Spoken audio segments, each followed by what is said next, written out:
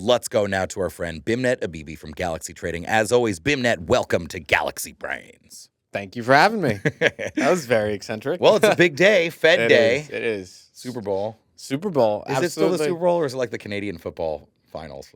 It's the Super Bowl. It is, because I will tell you, it's the Super Bowl because this is the first FOMC where the Fed hasn't had to think about its consequence on the election, right? And so I think this was the first moment where you're getting full honesty out of the Fed and not vagueness.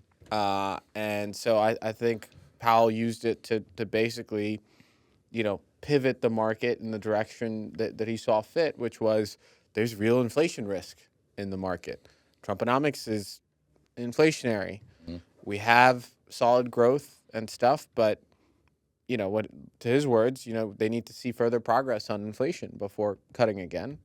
And I think that's a big deal. He's basically saying we need inflation to improve for us to cut further. Yeah. And so, you guys thinking we're going to cut 3-4 more times in 2025, you're probably off sides. Yeah. Yeah, that was the big, and I should say no ill will meant to our Canadian football friends. But what I meant was the market had been very certain 25 bips cut was coming. It did come.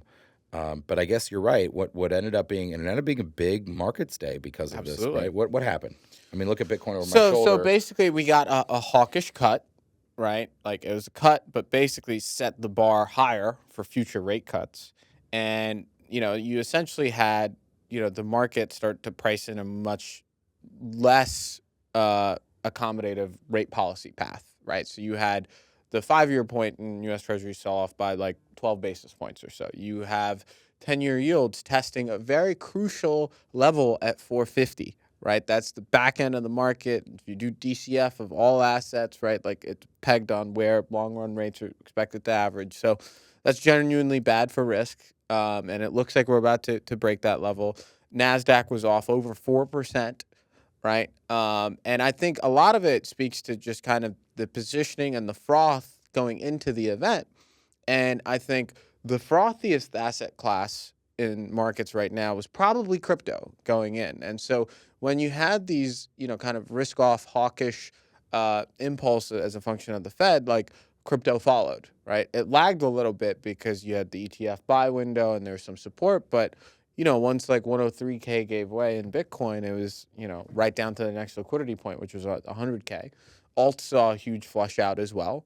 But long story short, Powell was hawkish. That was bad for risk assets. Do you see any value or benefits in the U.S. government building a reserve of Bitcoin?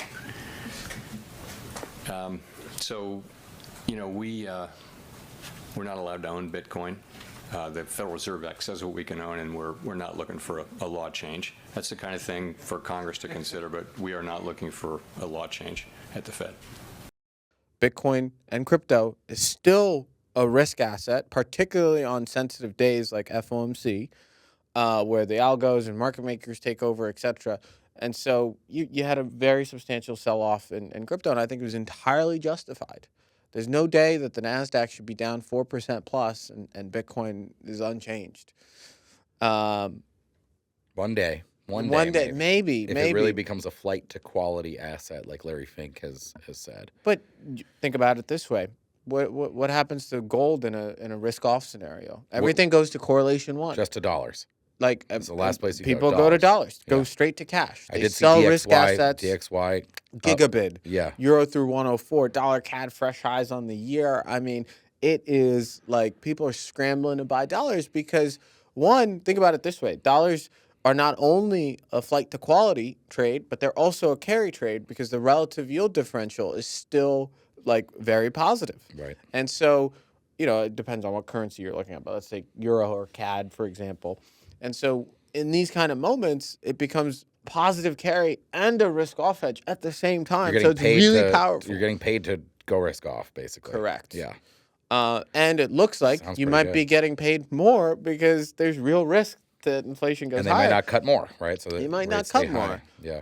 And I will tell you, the Trump, it's so inflation. The guy is on a second-term presidency. He's willing to engage in his policies with the full effect of the government because he's experienced, etc. He's not worried about a second term. What does he want to do? He wants to deport millions of people that are in the labor force. He wants to increase tariffs. He wants to cut taxes. This is all inflationary. And the labor market, is at a pretty healthy spot right now. And so you take away all these prime age workers, like it's going to tighten that stuff up. Yeah. And so, you had a very visceral reaction in markets, and I think it's appropriate. I mean, NASDAQ, like I was looking at one of the big, mega cap 7 names or mag 7 names, Magnificent 7, sorry. And, I was looking at the chart and it had done a 6.5x from the bottom. Basically, that was a year and a half ago, right? You look at, NVIDIA, Meta, like all these companies have had absolute huge runs, right? These are really crowded positions. Everybody's long these things. And the moment you get a risk-off sell-off, like folks are forced to unwind. It's not, another thing to think about is it's not just about like the fact that stuff is going lower, but it's going lower at a really fast pace, right? And so when vol shoots up, when VIX goes from 12 to 19, folks are systemically like forced to like reduce risk because your risk that was $100 million, like, well, now it's double the vol. So that's $200 million of risk. Your risk limit's $150 million. You automatically have to cut risk. And so that's what you're seeing now, this cascading unwind of positions, and crypto's no different. It's a market that's reflexive to the upside as well as the downside, right? You've got all these, leverage in futures. You've got like levered ETFs, right? You got, the options positions. And so this is like a tinderbox. Yeah. Right? And it works to the upside as well as to the downside, and people just don't realize that. Although your profile to the upside is asymmetric versus, defined downside. But that being said, like, markets are violent in both directions. Yeah, they are. And Powell also made clear that they're not going to raise their target inflation to, say, 3%, which is further hawkish, right? No, he's saying we need inflation to come down much more. Not just to 3%, but we would like it all the way back to 2%. Corporate PC so there's target. a lot of work to be done, it seems, at the Fed. Yeah, and what's also notable is you had a dissenter, right? Like Cleveland, I think it was Mester that they didn't want to cut. Oh, yes, that person. Yes, correct. Yeah. Which hasn't been the case for the prior cuts. They were all unanimous. Basically, all unanimous, I believe. Yeah. And so, the long run dot went up from like 2.9 to 3.0. Like the cuts for next year went to only 50 bit. Like this was a pretty firm, like, hey guys, we're worried about inflation. I get this. So some of the other research I read is like based on like the seasonal factors and how they calculate inflation. And basically since COVID, there's been a structural bias for inflation to print higher based on how they construct the metric in like December, January, February, March, like basically around this time. And so you're really going into a period where inflation could continue to surprise higher. And you got Trump in his first 100 days that's going to be aggressive with his policies. And so it's tricky. It's very tricky. They're playing it cautious. You have to be nimble. Jay Powell unleashed. They did ask him about the strategic Bitcoin reserve. He said, they don't have the Fed. He didn't comment much on it, but he said the Fed doesn't have the statutory authority to buy Bitcoin. Correct. And I would say that the day the Fed buys Bitcoin, like there are so many problems in the market that you don't really even want to think about it. Yeah. Right. And we can get into this discussion, at a different podcast, but the idea of going beyond like a stockpile to me is incredibly dangerous.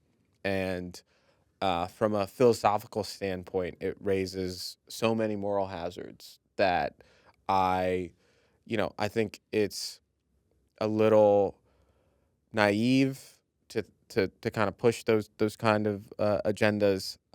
And while folks may benefit in the short run, like the beauty about the U.S. is that they can issue as much debt as possible. They can keep the economy going. They can save the world in situations when markets collapse and stuff. But like to really have a well-functioning economy, you need a healthy dollar, and you need the perception, the confidence in the market to really stay, right? This whole game in markets is a confidence game, right? Everybody knows that the U.S. can't repay its debts and that the debt's going to keep going up, et cetera, right? And Paul Tudor Jones describes it best. It's like being at a wrestling show, right? You know it's fake, but you suspend disbelief, similar to how you do in a movie, right? And so that suspension of disbelief is based on the confidence that people have in the U.S., the Fed to be non-biased, and for them to be good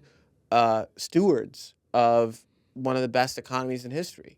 And so, like, when you start, poking away at that confidence that the market has, like, that is the system. Yeah. It's based on the ability of the Fed to print dollars, and it doesn't do lasting harm, right? Like, that's the essence of really, like, with monetary policy right now. And so, like, I think Bitcoin will be fine and healthy without this aggressive push for the U.S. to actually buy it.